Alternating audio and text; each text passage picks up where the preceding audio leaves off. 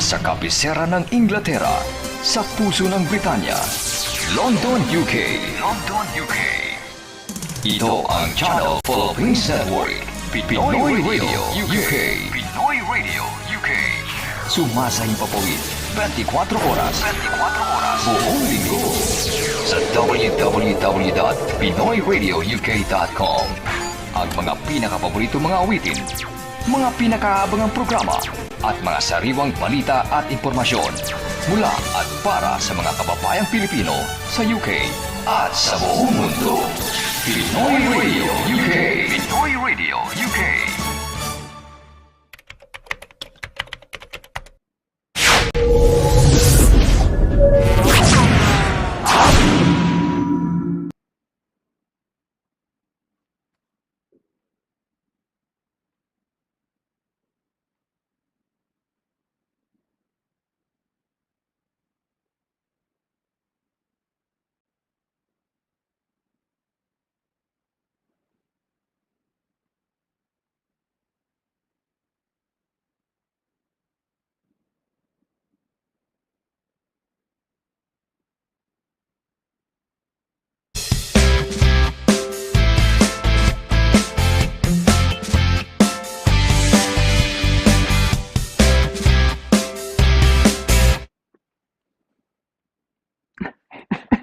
Nahuli niyo ako doon. I was grooving to the music.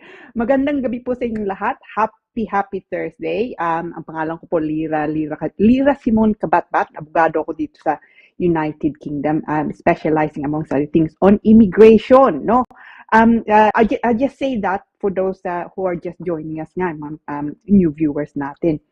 But for those nga who are normal no followers nga, no mga kaibigan natin, unfortunately, I have to apologize. Wala si Sonny nga ngayon, my usual partner in crime. Wala siya nga ngayon. He had a personal meeting he could not avoid. So sorry, no. I mean, I'll try, of course, to fill his very big shoes. Fortunately, though, kasama natin si Paula. The invaluable, no, and obviously talented Paula Perez, yung director natin, who will no doubt keep us online and keep us going ngayon. So anyway, happy Thursday po. It's nevertheless great to be here. I mean, no doubt we will miss, and I do, no, I miss Sonny nga even now, sa nga lang natin, but I was still nevertheless looking forward now to today. No, happy Thursday po. Now, finally, no, this spring has sprung. No, we're coming to you from the United Kingdom. Opisina ko, and we're based in Richmond, Surrey, which is the last line of the district line nga sa Greater London. So today, in London, the weather was fine. At least kaninang umaga. Malamig ng konti na nga ngayon, but okay, it's evening na nga, no? But spring has sprung kahapon, di ba? And also the weekend, mainit ng konti, and hopefully, this weekend nga, nitong Sabado tsaka Linggo, sabi nila, at least we're looking at 19 degrees, so it's a little bit warmer. So, you dust off yung trainers nyo, tsaka mga jacket nyo, rather than coats. So, hopefully, the weather's better nga, unlike Italy, no? I mean, it's Italy, may baha nga sila. Tayo sa Pilipinas, no? So, in a way, sanay na nga tayo sa mga baha because we always have it, no? But in the UK, not so much. So hopefully, hindi nga uulan itong weekend because I'm missing the sun. Last Sunday ba, no, mainit ng konti. I was so happy dahil nga it was sunny. It reminded me of Philippines, no, and there was pulling up my sweater, no, malamig nga rin ng konti, but I was so pleased to see the sun. So I hope nga this weekend that you can also enjoy it, no? And of course, kung hindi nanonood kayo galing sa Pilipinas, hopefully the weather's there na hindi ganong umuulan nga, no? I know we can get rainy weather quite frequently sa atin, but hopefully you tucked in, no? And are safe and sound, no? Anyway, so slight change nga sa format natin, just to allow as many of the greeters as possible. So yung abatian natin, that will be towards the end of yung segment natin nga ngayon. But don't forget, please, no, message us, because I love the whole thing. No, you don't immigration corner natin on a happy Thursday. The whole thing I really do enjoy. But the best bit, paborito ko, no, yung batian. So please, no, sending your message, despite the fact na wala nga si Sonny nga ngayon. So I hope that you will still, continue and join us and join me and Paula nga, no? And yung aso ko, Watson, Dr. Watson, is somewhere milling around. Ang topic po natin ngayon is following on from our topic last week. So I'm doing a we're doing a three-part topic, and the main topic now is immigration and retiring in the Philippines. Simply because I have a lot of clients now. I know we're getting to the age na yung tinitingnan na matagal na nga sila dito, nagtatrabaho nga sila, and then they're looking at the possibility of taking it easy, maybe 6 months dito, kaya 6 months nga sa atin, and they want to know increasingly nga ano bang kailangan nilang tingnan.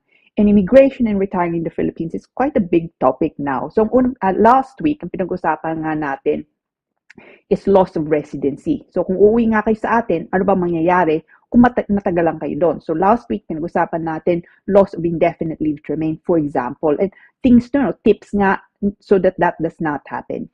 Ngayon po, we're talking about money, no? And of course, money is quite important. So sure, it's retiring nga, and of course, you want to preserve your right to, say, come back to the United Kingdom kung pwede. But you, of course, kung magre-retire kayo, what you want also is hopefully nga a fairly okay income, no?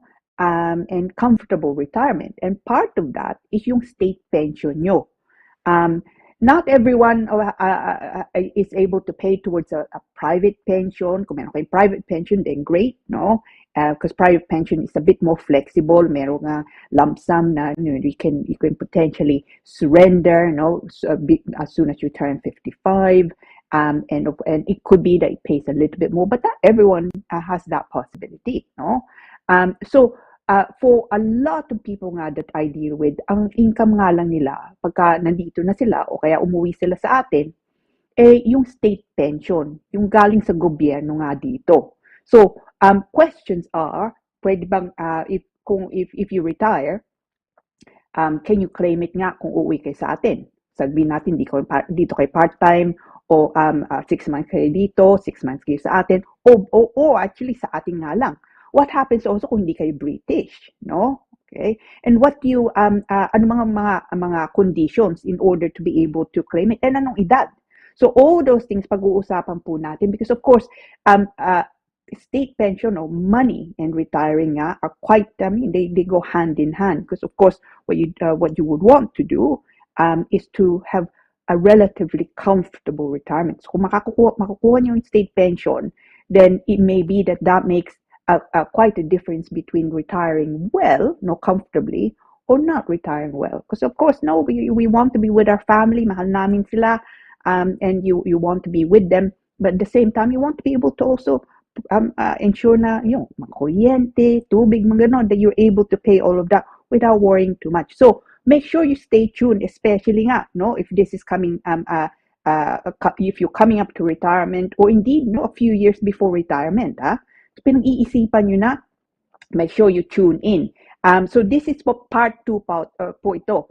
Part 3, which is next week nga, ang pag-uusapan po natin NHS, no? And maybe coming back into the United Kingdom, medical treatment in the UK once you've retired. Is it possible, no? To be able to access NHS care kahit nga nag-retire na kayo sa atin. So that will be next week. Pero ito po ngayon, pera ang pag-uusapan natin, no?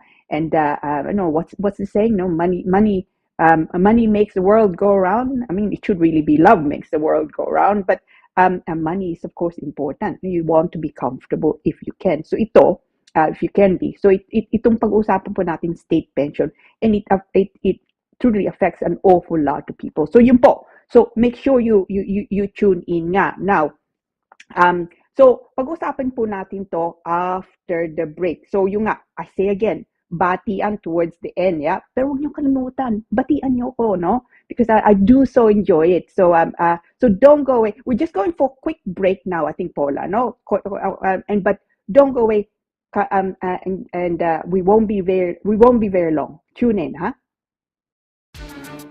Mula noon hanggang ngayon, serbisyong mapagkakatiwalaan, serbisyong maaasahan pagdating sa inyong mga padalang balikbayan boxes. Dito ka na sa Forex Cargo. Sa presyong kayang-kaya ng bulsa, sigurado ka pa sa inyong padala. Forex Cargo. Dahil kailangan makarating. Call 0208-813-7064. O ano pang inaantay niyo mga kabayan? Tayo na sa Forex Cargo.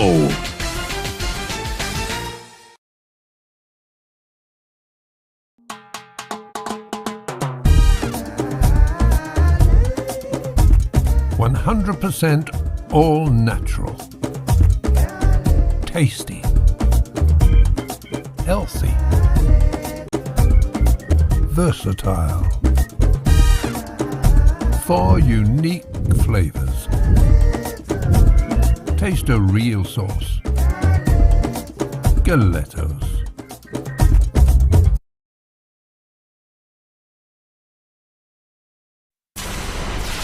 Mula sa kabisera ng Inglaterra, sa puso ng Britanya, London, UK. London, UK.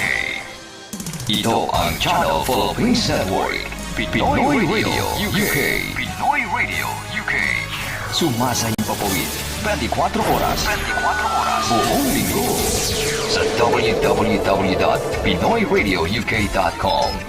Ang mga pinakapaborito mga awitin, mga pinakaabangang programa, at mga sariwang balita at impormasyon mula at para sa mga kababayang Pilipino sa UK at sa buong mundo. Pinoy Radio UK. Pinoy Radio UK.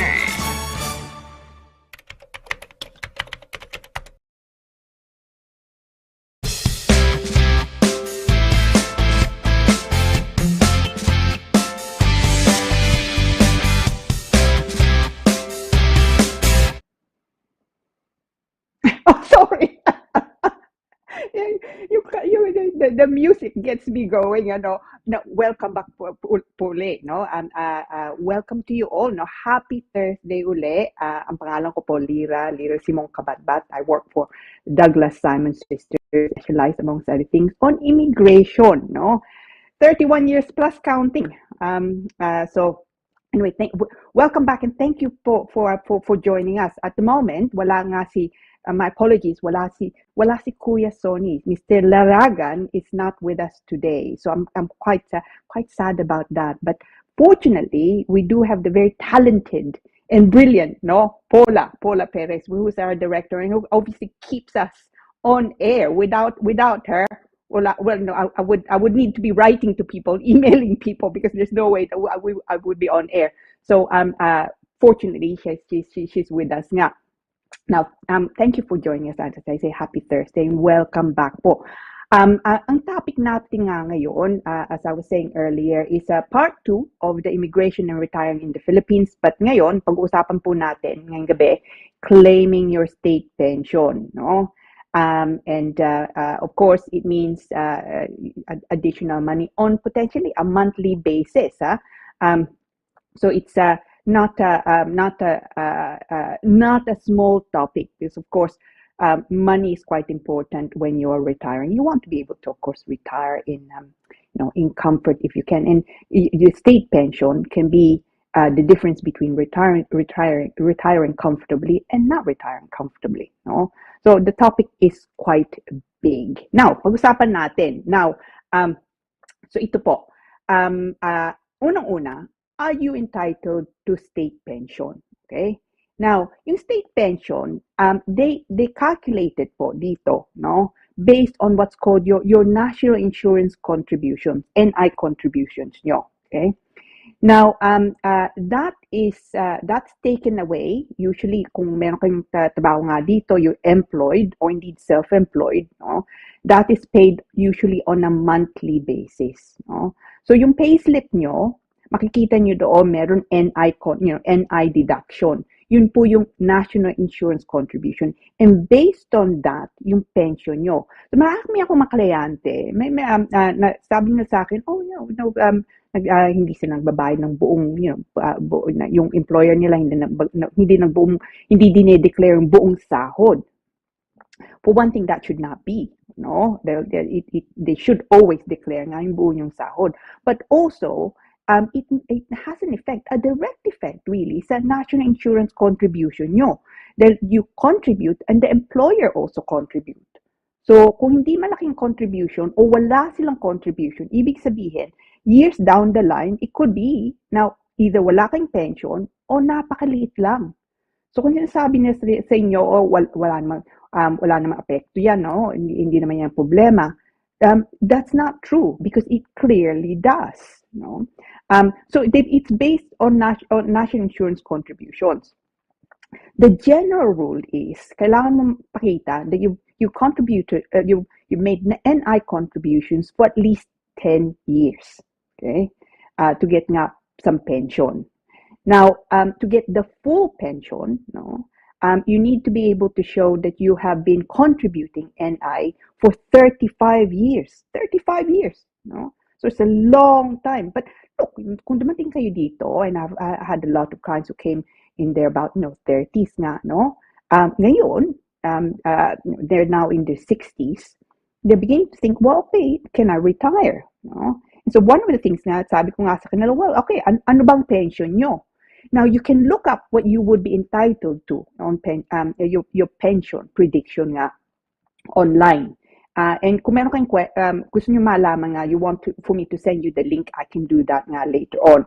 Or indeed, you just need to Google pension or state pension calculation. So yun ang una. So if you are entitled to a pension nga, if you have been working in the United Kingdom, a minimum of 10 years national insurance contributions. So yun. Now, I've looked up also retirement age and so when would you be entitled retirement age nga. It changes a bit, no, kung kailan kayo pinanganak. So for example, kung pinanganak kayo 1st of January 1960, okay, ang retirement age nyo 66. Okay? Kung pinanganak kayo a year later, 1st of January 1961, ang retirement age nyo 66 years and 10 months. Okay? Kung pinanganak kayo a year after that, 1st of January 1967, ang retirement age nyo 67. They're looking to introduce to also increase the retirement age nga to 68. So it could be that if you're younger also, that your retirement age, your state retirement age is in fact then potentially 68. But at the moment nga, kung pinanganak kayo dito 1960, then when you're 66, then you can potentially retire. Now, one question also that I get asked actually fairly often, which is fair enough, no, is kung Filipino passport holder ka nga, so if you're foreign national, you never bothered to get British citizenship, can you still get your pension, your British state pension? The answer is yes, you can, no, and not many people know this, no. So as long as you still satisfying the requirements, which is the 10 years minimum national insurance contribution, and you then get the full pension if you've been contributing for minimum nga of 35 years. Okay? So kahit sabihin natin patagal na nga kayo dito, you don't want to make an application for naturalization, therefore British citizenship, uuwi na nga lang kayo sa atin, matatagal na kayo o dun na nga kayo, you can still claim your state pension. Okay? Now, if you are also kung nandun na kayo sa atin, so mga viewers na Pilipinas na nga ngayon, no? They were in the United Kingdom. Actually, I have a couple of clients, in fact, with this question nga. So, sabihin natin, nandun na kayo sa Pilipinas ngayon. May edad na kayo, no? Your retirement age. Umuwi nga kayo not too long ago, and you've not claimed anything. Dahil akala nyo, hindi kayo pwede. Dahil unang-una, Pilipino nga kayo, hindi kayo British, and nasa Pilipinas na nga kayo. Mali yun. You can actually still claim your state pension po dito.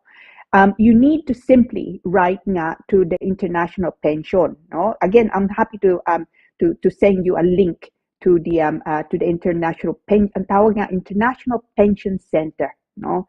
And you send your inquiry nga online, and makikita naman nila doon. And they should, if you're entitled, they will obviously let you know, and they'll get you to complete the forms. Now, so to make a claim nga, kung nandun kayo sa Pilipinas na nga, so you contact simply the International Pension Center, you send nga the international claim form, and then it will get dealt with, no? Now, sabihin natin you live partly dito, partly nga sa Pilipinas. So you 6 months. I have a number of clients who are 6 months here, tapos sa Pilipinas nga another 6 months. Can you still claim pension? Absolutely. No? In fact, as I said, no, kung nandun nga kayo sa Pilipinas, you can still claim potentially yung state pension nyo. Half and half, hindi nga din problema. Kailangan nyo nga lang gawin, you need to elect where you're going to get your pension. So kung nandun na kayo nakatira sa atin, nandun lahat ng mga account nyo, then of course, you will probably elect that your money is paid into a Philippine account. It will be paid in yung local currency natin, in pesos. No? Kung dito, so sabihin natin, meron pa rin kayong account nga dito, and this is also, you come back regularly, then it may be better if you just get your pension paid dito. No? And then also, banks most banks now are international. So you can potentially also, kahit nga dito bumabagsak ng pera nyo, you can still access it nga naman sa Pilipinas or anywhere else, frankly. You can use, of course, it can go into your account, it can go into a joint account, or indeed, it can even go to someone else's account, as long as you have their permission for the money to go in. Now, what will you get, how frequently would you get paid? Usually, state pension po every 4 weeks or every 13 weeks. No? You can elect. Pero kung ang pension nyo nga lang is less than £5 per week, then they will only pay it once a year, usually nga in December. Okay? I mean, it's a question, I suppose, of cost, because otherwise the cost of paying you will be more than what you actually get. No? So, but they would pay it to you. Now, further good news on pension, if you're entitled, is sabihin natin meron kayong asawa, no? Tapos namatay na nga siya, no? And he was at the time, or she was at the time, getting pension. Can you actually inherit, no, if you like, no, the part of that pension? The answer is potentially, no, because if you're entitled and they're entitled, depending on if they've been claiming their pension already, edad nga nila, it could be that you can also get part of the pension state pension that they were getting paid. No? Which of course would be good news dahil may dagdag nga yung pera nyo. Yung nga lang, hindi nyo makukuha until you yourself are entitled to pension. So that will, however, be additional nga. But again, you need to claim that. Yeah. So it is. I have certainly clients who are not yet retired, no? So they're not yet entitled to pension themselves. Pero namatay yung asawa nila, was getting a pension, no? Unfortunately, at this point in time, dahil wala nga pa silang pension, they won't get that yet. Okay, yung kalahati, sabihin natin na that would be paid to the husband or wife who's passed away. But they can get it when they are retired. Further good news for state pensions is dito, as you know, you get usually an increase every year of pension, no? State pension payment. Not all countries, if you go, say, sabihin natin, you retire elsewhere, not the United Kingdom, not all countries where you retire to would result to an increase in pension, no? So if you get an increase in pension here, it doesn't mean na, nasa ibang bansa na kayo makukuha niyo yun. Good news is, kung nasa Pilipinas kayo, you would get it. Because there is what's called a reciprocal agreement now with the Philippine government. So, ibig sabihin, kung tataas nga dito, tataas din kahit nandun na kayo sa atin, tataas nga din sa Pilipinas. So, it's actually, if you're very lucky, could be, no, state pension nga, you paid your full whack of state pension, that you've been working in the United Kingdom, paying your national insurance contribution for 35 years, so you have that full pension. Meron kayong asawa, maybe unfortunately yung asawa nyo namatay, no? You would potentially get part of his or her pension dito, no? Nandun na kayo sa atin, tumataas ang pension, you also get the increased pension. And that can make a world of difference, no? So it could be that it may mean that you have, as I've said, a comfortable retirement rather than not a very comfortable retirement. I mean, if you're lucky, meron nga kayong konting pundo, no? Savings, but as you know, cost of living goes up. So it would be good if you have an additional income nga. So it's not, if you're very young at the moment, so this is not perhaps so interesting, but give it a few more years nga down the line, it would be good, no, to bear in mind nga ito. Now, if you are, however, of retirement age na nga ngayon, certainly this is something you should consider. And for those of you nga na you've not perhaps been you're working, but you're not declaring everything your employer yung sinasabi, don't agree to that. For one thing, you must declare the full amount, no? Because the law requires you to, but also may apekto yun sa pension nyo. So yung sinasabi nila na wala namang value, wala naman yun sa sa income, no? So it just means that they don't pay as much maybe tax o NI nga. But that affects you, no, later on. So so don't let that happen, no? Okay. So yun, it is truly additional income that will hopefully sustain you, and it would be nice nga if you've been paying tax dito, you've been paying national insurance contributions, so it's great to get that a little bit nga of that back, no? And you can, as long as you make claims. So yung everything is pretty much online na nga ngayon. So if you want me to send you the link, which also has the information and indeed the claim form, no, just email me, and I'm more than happy to do so, no. So hopefully that's of interest to you, and that kung meron kayong mga kaibigan, nanay, tatay nga, no, padala nyo to, because it could be that they've not been claiming something that they're entitled to, and that would be a bit of a shame, no. So hopefully that was of interest to you. It's certainly of interest to me, no, especially tumatanda na nga din ako. So all of this was also useful information nga sa akin. Now, marami ata tayong questions, no, Paula? I think shall we go launch into our questions from our viewers? Okay, galing po to kay Wena. Wena R. Good evening, Attorney Lira and Sir Sonny. I-ask ko lang po kung pwede ko mag-travel ng mag-travel ang isang bata sa Pilipinas and bumalik sa UK using Filipino passport. Apparently, her British passport will expire this coming August and mahirap pong magpa-renew. Paano pong mag-travel kasama ng ang anak ko ngayong December 2023? Kaso, Philippine passport lang niya ang available. She's a British citizen by birth. Thanks for the advice.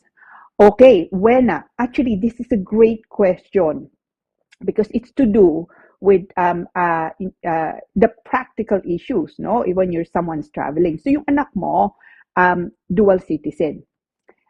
So Filipino passport holder siya, probably because she was born as she's your child and she derived her Filipino citizenship via you. Now, at the same time, British passport holder nga din siya because she is British citizen, dito siya pinanganak. And you probably had indefinite leave to remain for yung asawa mo. And therefore, at the time of birth, British nga siya. Now, ito. Kung uuwi siya sa atin, gusto niyang gamitin yung Filipino passport niya, they would allow her, of course, in the Philippines, a Filipino passport holder siya. Yung gusto nang makita na meron kang, you have the right to go into the Philippines and actually remain there. So, Filipino siya, hindi nga yung problema. Now, pabalik dito, that would be an issue. Dahil ito dahil British passport holder nga siya, it's not that she has what's called indefinite leave to remain. Dahil even if she had indefinite leave to remain, when she became British, no, nawala na yung indefinite niya because it's superseded by her British citizenship. So ibig sabihin, kung pabalik sa atin, Filipino passport siya, hindi nga problema yon. Pabalik dito, kung Filipino passport nga lang nasa kanya, wala siyang mapapakita na visa nga niya dito. No? Because of course, she's British. Now, kung ako ikaw, I would truly not risk that. No? Because you may find that unang-una, hindi siya papapasukin sa eroplano. Because the airlines are fined if they can't show, if they allow people who do not have leave to remain or leave to enter the United Kingdom into the United Kingdom, therefore on the plane. Okay? So yung unang-una, hindi siya papapasukin kung wala siya mapapakita na valid passport. So, and also, they do frown on people using one passport going out, one passport coming back in. No? But more importantly nga, kung British passport holder siya, no? So, Filipino passport nga niya, walang tatak, no? Because of course, it doesn't have indefinite leave to remain. And frankly, even if she had indefinite leave to remain before, mawawala na yun because of course, she now has no citizenship, British citizenship. So, the quick answer to your question, Wena, is don't do it. Hindi pwede. Pabalik dito, kailangan niya British passport. So, kung ako ikaw, I mean, it would be a second passport anyway. She already has a British passport. It should not take so long. If it comes down to it, then you can apply for it also at the British Embassy nga, no? Kung nandun nga siya. But she should not travel without a valid British passport. Don't do it because you will find she will have so many problems. So don't do it. But keep me informed, ah.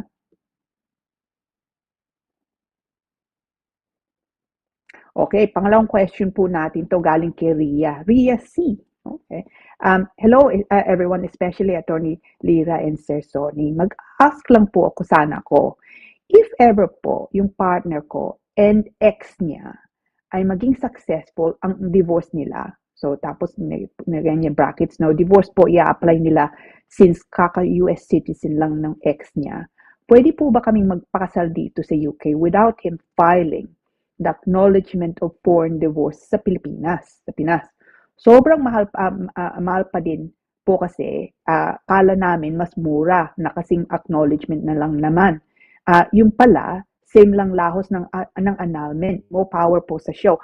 Ria, this is one of my favorite topics ito because it is so, it involves so many things, you know. The jurisdiction, no, the country jurisdiction, Pilipinas nga, at saka dito nga, no. And also, of course, the practical issues, no. So it has the immigration issue, and of course, it has the family issue. So let's start nga from the top in a way, no.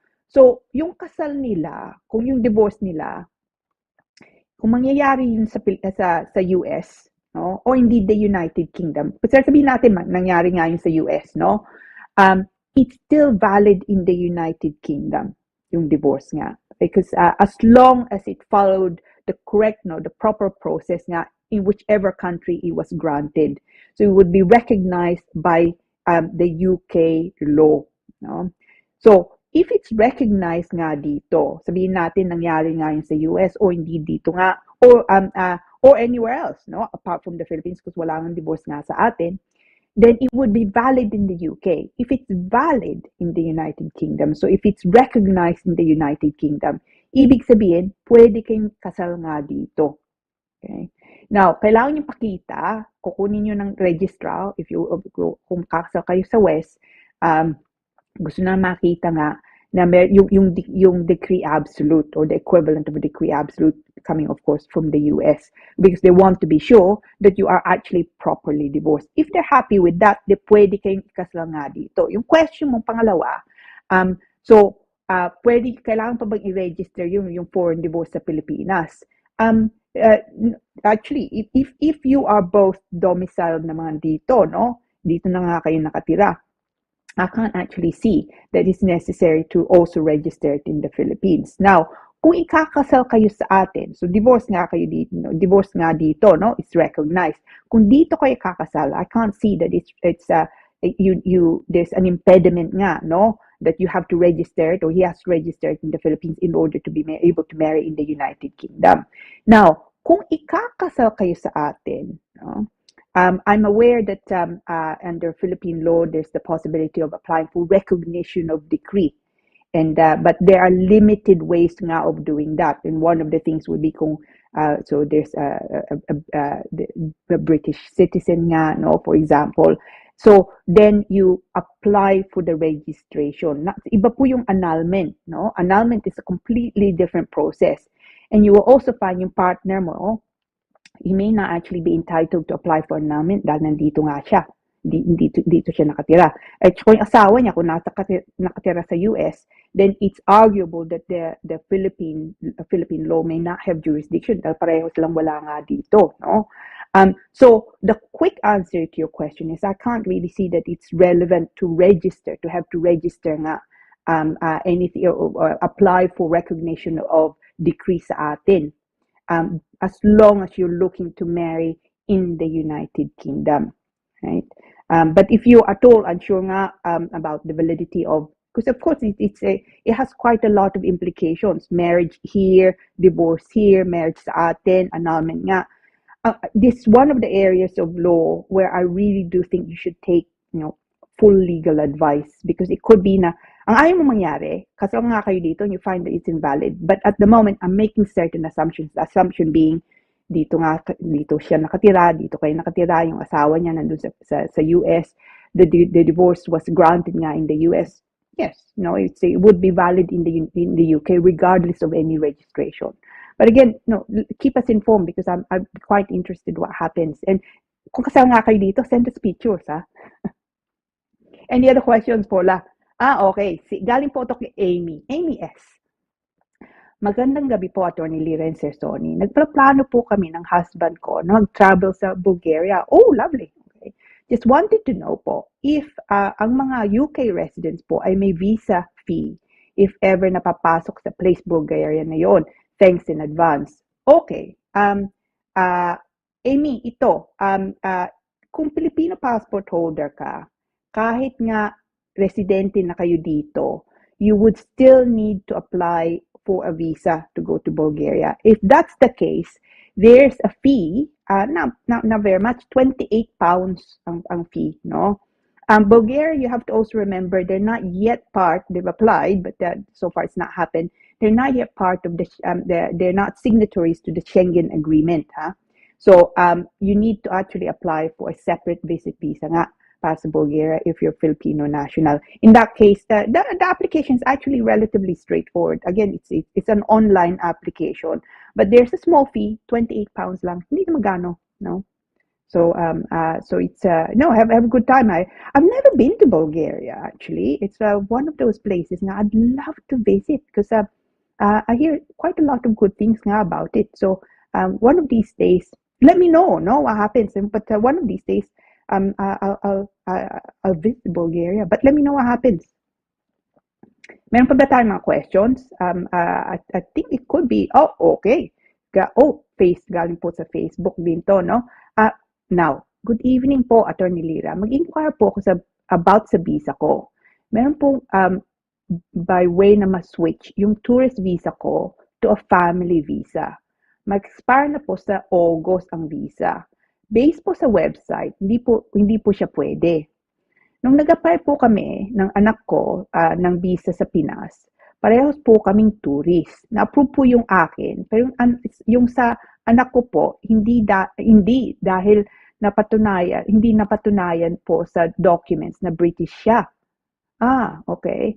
Kaya Certificate of Entitlement of Right of Abode to UK ang pinagawa sa kanya and na-approve po dito. Magnanay-on na po siya dito sa UK and dito po siya nag-aaral. Okay. Hindi po kami kasal ng daddy niya, pero we're together for 16 years. May sakit po siya ngayon. And tumutulong rin po yung mga doktor niya na makapunta kami dito. Gumawa po sila ng letter for additional documents. On wheelchair na po siya.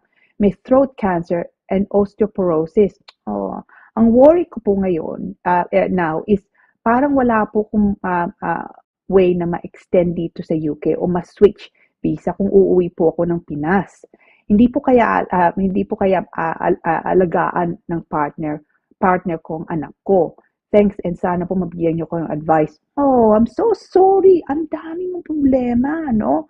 Okay, now let's break it down. Dahil marami kang mga questions. So, yung una mong question, pwede mo bang i-switch yung visit visa to stay in the UK for something else? Maybe as a parent of someone who is British nga, no?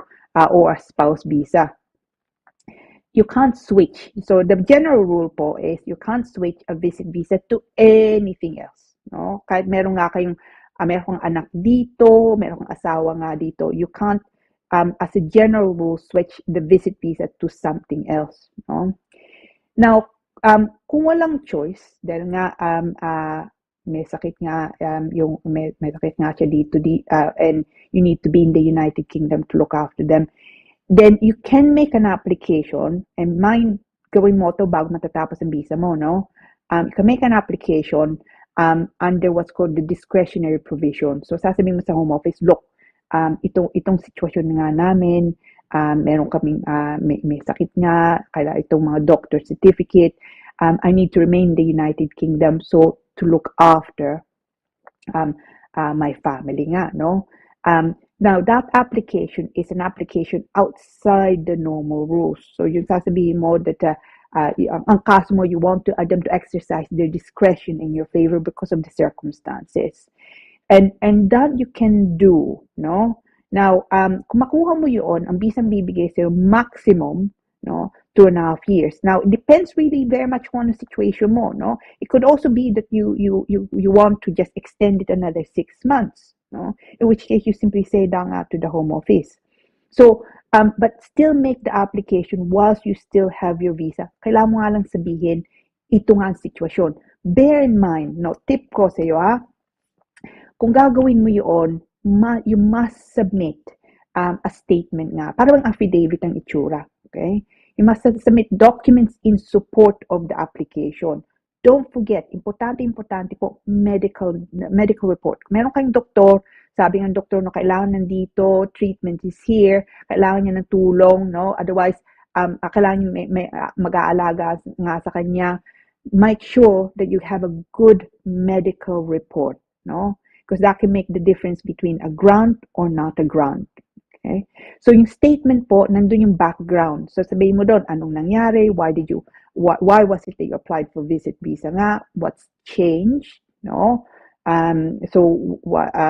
Maybe dito nga siya nagkasakit, no? That's why you thought magbibisita ka nga lang dito and then you're looking to go back, but actually unfortunately the circumstances have changed.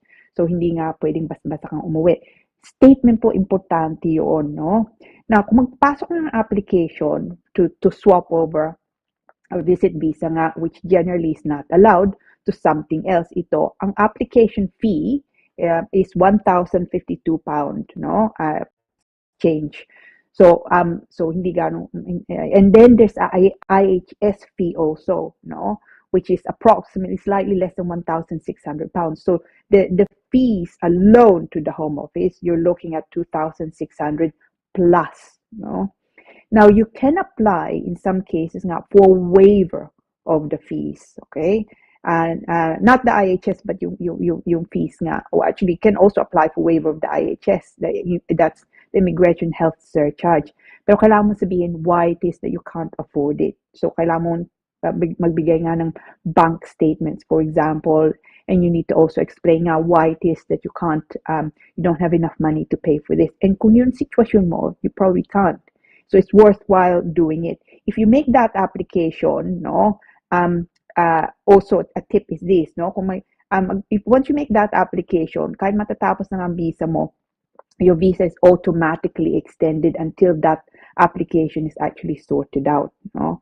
But be careful, that what you must not do, what you should not do is allow your visa to expire. Because once you become an overstayer, mas mahirap. So matatapos ng visa mo nitong August ata, sabi mo, no? You should really seek advice, no? But because now, of course, Mayo na nga tayo, no? We're nearly towards the end of May. So you need to start preparing for August. Medical reports can take some time, sometimes nga, quite a while for it to come, up-to-date medical documents nga. Bank statements also, it can take a little while to get together kung hindi nga sa'yo. But pinaka-importante po nga, yung medical report. At saka magagawa kang statement, make reference to it, no? Kung meron kang solicitor, they should also make legal representations. And if you don't have a solicitor, given nga the background this, you should really see if you can seek advice, no, legal advice, because this may compromise, kung ma-refuse nga to, this may compromise any future applications in the United Kingdom. So I'm so sorry, no, to hear about the issues. No, it's a terrible thing kung may sakit mga pamilya. No, so yeah, keep us informed. No, it's hopefully it goes well nga for you. But if you want to if you want me to send you nga the link also, it's not an easy read, but I can send you the link to do with the things na titignan nga ng Home Office, no, the factors. The immigration rules are never easy really to fully comprehend, but it's a starting point. And then if you want to discuss this, feel free. I'll give you, Paula and I will give you my details later on, including email address. Now, batian, my favorite part of the segment nga natin, galing Oliver. I love this man. No, I do love him. So, good evening po, sabi niya, Atty. Lira, Kuya Sonny, and Direct Pao. I never have thought that queuing on the wrong line for job application would bring me to spend 17 years of my nursing career working for the NHS. Yes, the line of punters at the employment agency doors were so long that day that I actually thought I was lining up for US nursing job application. When the interviewee asked me if I've ever considered working on the other side of the Atlantic, I sort of thought, might as well have a go at it. Thinking about it now, that was one of the best mistakes I've ever made. No regrets whatsoever. I hope that UK pension is worth something. When time comes, Oliver, you and me both, I really hope the UK pension is worth something. But that's a wonderful story. So it just shows you, it sometimes things happen, and it's just by chance. It's maybe mga yung asawa nyo, you by chance meet, and Oliver, he was queuing in the wrong bit, and that's how he ended up nga, working here. And I say it's a wonderful story. Thank you very much, Oliver, for sharing that with us. Brilliant man. Now, any other greetings po? Oh, that yet another, yeah.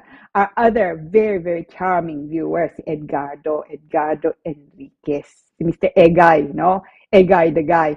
Sunny Thursday to Mr. Laragan, Atty. Lira, and hardworking, Direct Pao, and to viewers. Work from home today. Oh, wonderful. Yeah. No train status update today, but looking forward to lots of learning again today. Oh, hopefully you enjoyed that, no? Egay the guy, Edgardo, no? Wala nga lang si Mr. Laragan ngayon. So I'm sad about that, but no, I'm glad to be with you, and I hope that you've enjoyed your work from home today. No, do you only work from home on Thursdays, ba? No. Sometimes you do work, and I remember you do work also away from home. So do you have a pattern? You're lucky that you can work from home. I personally don't like working from home. The fridge is too close, no? The chocolates are perpetually calling me to see to them when I'm working from home. So I need to be outside, away from the fridge. The Miss Paner, the lovely Marian Galicia Paner po. Hello po, magandang gabi po Kuya Sonny and Attorney Lira. At sa lahat, happy Thursday po and stay safe always and stay healthy. God bless us po. Yeah, Marian, sa'yo din, no? I mean, hopefully you are well and inside, no? I know you're in London. Hopefully you are warm inside. Lumamig na nga ngayon, no? So, hi Miss Paner. Take care, huh?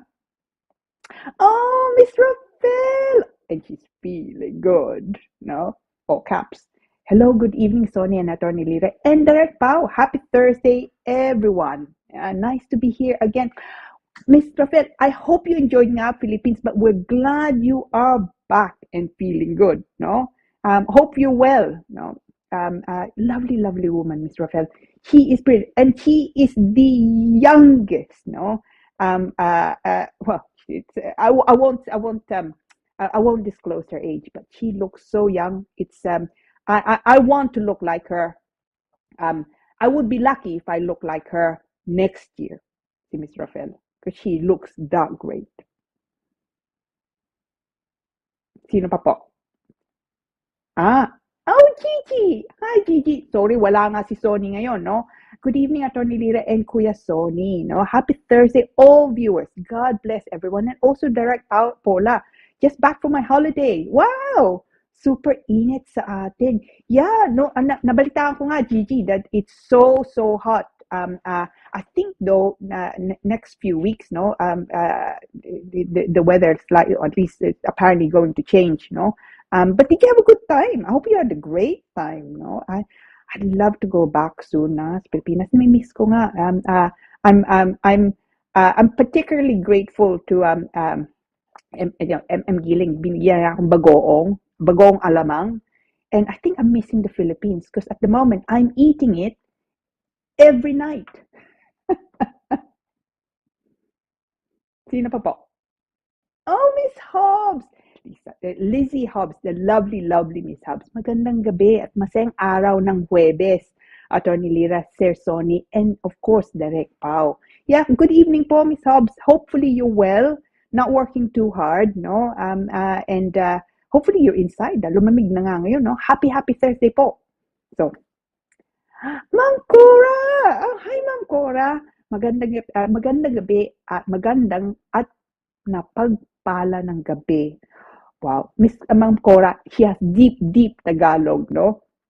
Sir Sonny, Attorney Lira, Direct Paula, all the staff in Manila, everyone here, and all Pinoys listening, and of course, Watson and Snooky. Yeah. Many thanks again for the civil litigation and family law you're sharing with us tonight. Well, and also immigration. Ma'am Cora, if you're thinking ever actually of retiring as a Filipinas, I know you're not someone who thinks about retiring at all, no, and you shouldn't also because you look you're strong and you look great, and I'm sure you're enjoying nga dito. But if you ever think of retiring, have a look back, no, yung pinag-usapan natin kanina to do with pension, and last week nga we spoke about indefinite leave to remain and residency nga in the UK. So anyway, Ma'am Cora, hello, kamusta po? Hopefully you're well. You look great. Your photo looks wonderful. Sino pa po? Okay. Oh, the lovely Anna Lou. I met Anna Lou at a party nga, no? And she is gorgeous, si Anna Lou, no? Amazing Thursday, sabi po niya, Thursday evening po, Attorney Lira, Kuya Sonny, Direct Pao, and to all viewers, keep safe, everyone. God bless, Anna Lou. Hopefully you're doing well. As I say, I met Anna Lou nga. She's gorgeous. Anna Lou, sabi niya, ang ganda ng weather. Yeah, tama ka, no? Spring has finally sprung. I was beginning to think, are we going to get spring at all? No, this was last week. Ang lamig nga last week, no? But this week, yeah, spring has sprung. And hopefully nga over the weekend, hopefully we get good weather. Unfortunately, sa Italy, they're not doing terribly well, no? Baha nga sila, no? Oh, JB Rivero. Hello po, is your topic only applies to UK residents or do you have idea for Irish residents naman po? Well, no, we do deal, of course, with Irish residents then, no? And there's usually quite a lot of similarities between dito nga and also Irish. So to do with pensions. So yeah, no, it's you will find as the information nga namin dito, use it as a starting point, but just beware. Of course, iba nga batas doon, no? So just double check it. But thank you for tuning in, no? Oh, si the Libro clan. Yes, see, they're so. This family is wonderful. No, happy Thursday, all lovely day. Dagdag impormasyon from elegant and lovely Lira, Sir Sonny, cutie Snooky, Sir Edgar, lovely Direct Paula. God bless us. Ingat po, Team Libro. Hi, Mr. Libro. Kamusta po? Kamusta ang pamilya? Hopefully you're doing well. I mean, of course, they're in Ireland nga, no? Oh, the lovely Mr. Dwight. Oh, Edgar, thank you for messaging. No, I do miss you when you don't. No, magandang gabi, lovely attorney Lira and Direct Pao. Manonood. Truly dagdag kaalaman day. Yeah, kamusta ka, Edgar? Oh yeah, when is the Barrio Fiesta sa Derby? Has that been or is that coming up? And no, I think it's gone, no? Ang biyanang ko, so galing po to, Eda. Ang biyanang ko, nag-extend ng visa for long hanggang namatay ang hipag ko dito on compassionate grounds. So may pag-asa ka, dear listeners, tama ka, no? Nag-tourist ang biyanang ko to care for a sick daughter and me, and Irene was working at that time. So pina-extend ko ang visa niya. I used medical report and letters ng GP. I also seek some support from some counselors, letters of support and character reference. Now, tingnan mo, no? Of course, no, Edgar, this is it's great you share this with us because it's importante nga, no, to have direct experience. Tingnan nyo. So Edgar was able nga to assist in extending. I'm so sorry. Namatay nga yung anak niya, no? Yung your sister-in-law, I suppose. I'm sorry to hear that. Hopefully, umalis na siya, yung biyanan mo. She probably went back, no? Thank you po, Tony. Galing po to kay Marian, no? Galicia pa niya. Thank you po, Tony Lira. I'm doing well po. Same to you. Take care and stay safe. Yeah, no, it's alam ko ikaw, Marian, she's masipag siya, no?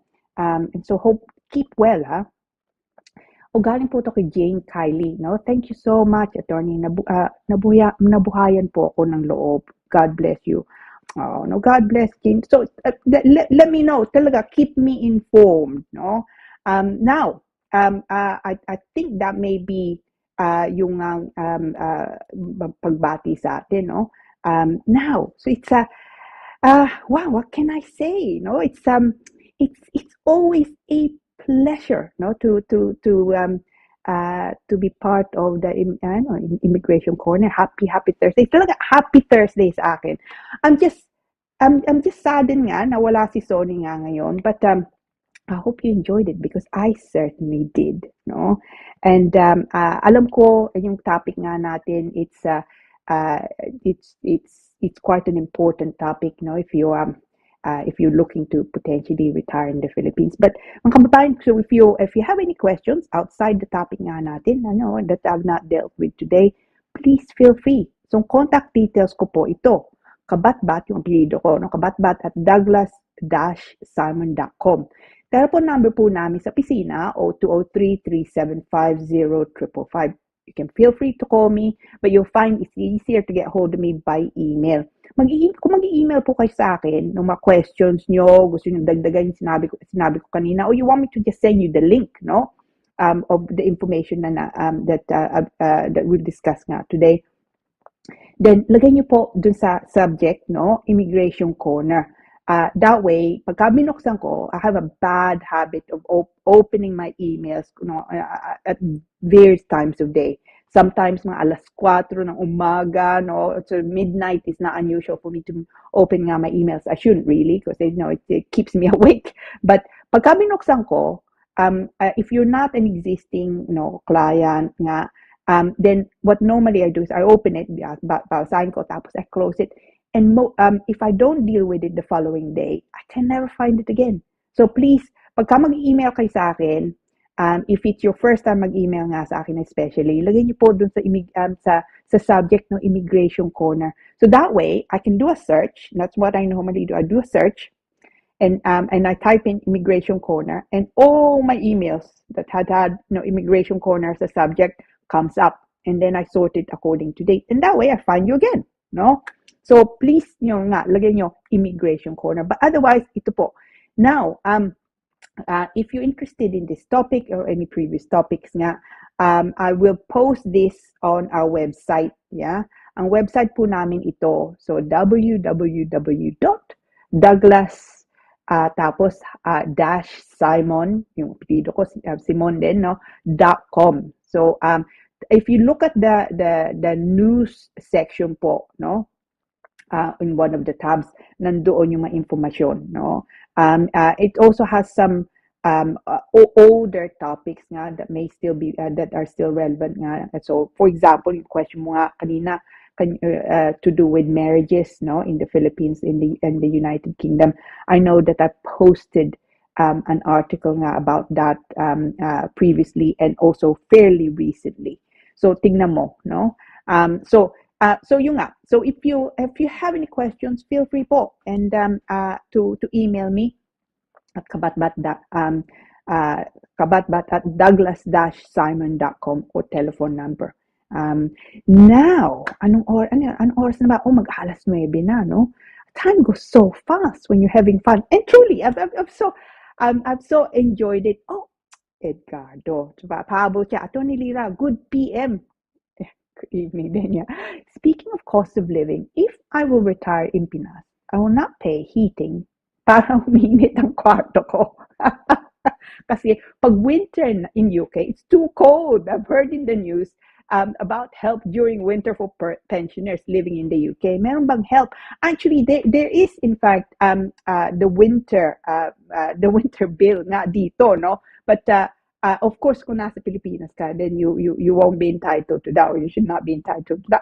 Anyway, napakabata mo pa naman ng Edgardo. You don't have to worry about retiring yet. But having said that, it's never a bad thing to start thinking about it. And one would hope that we will still all get some kind of state pension by the time we retire. But Edgardo, you don't need to worry about it. Alam ko, batang-bata ka pa.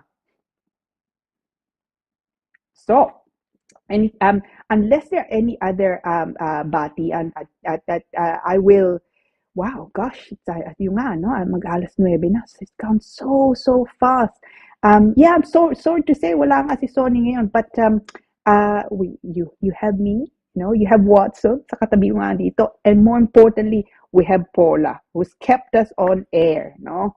But otherwise, no, happy Thursday po sa inyong uli, and hopefully you will join me next week when we will be talking about the final installment of our topic, immigration and retiring in the Philippines, and that will be to do with NHS treatment nga, no? Kung nandun na kayo sa atin, tapos gusto niyong bumalik nga dito, may nangyari, may sakit nga kayo, o gusto niyang bumalik nga dito, are you still entitled to NHS treatment, no? Importante nga yun, especially kung meron nga kayong sakit, o you're getting on a bit, you're worrying about that. So yun pong topic natin next week.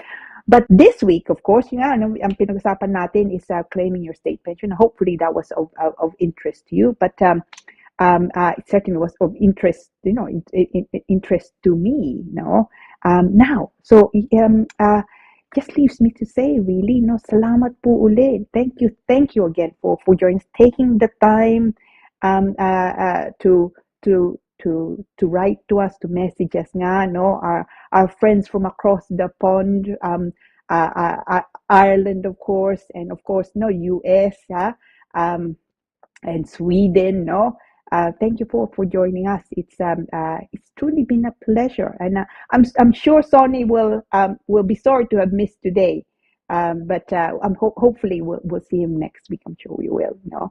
But it just leaves me to say salamat po ulit, no, and magandang gabi, and hopefully you enjoy the rest of your evening and have a great weekend. Salamat po. Good night.